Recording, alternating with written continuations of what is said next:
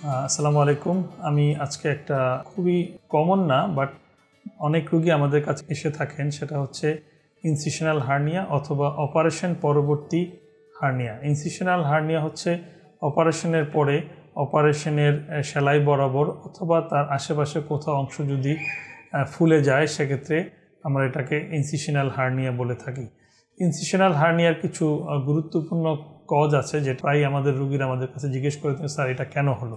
সাধারণত কয়েকটা স্পেশাল কারণের এগুলো হয়ে থাকে, যেমন অপারেশনের পরে যদি সেলাইয়ের জায়গাতে ইনফেকশন হয় অথবা অপারেশনের পরবর্তী পেশেন্টের যদি কোনো ওয়েট গেইন হয়, এবং অপারেশনের বিশেষ করে ফিমেল পেশেন্টদের ক্ষেত্রে পেটে অপারেশনের পরে তার যদি কোনো প্রেগনেন্সি হয়ে থাকে অথবা অপারেশনের পরে ইমিডিয়েট পরে সেলাইগুলো ঠিকমতো শুকানোর আগেই সে যদি কোনো হেভি এক্সারসাইজ অথবা অ্যাক্টিভিটি করে থাকেন অথবা পেটে যদি কোনো প্রেশার বৃদ্ধি পায়, তাহলে সাধারণত এই সমস্ত এই ইনসিশনাল হার্নিয়াটা হয়ে থাকে। এবং এটার প্রতিকারের একমাত্র উপায় হচ্ছে প্রিভেনশনের অন্যতম উপায় হচ্ছে পেশেন্টের সেলাইয়ের জায়গাতে কোনোভাবেই যাতে ইনফেকশন না হয় সেই ব্যবস্থা করা।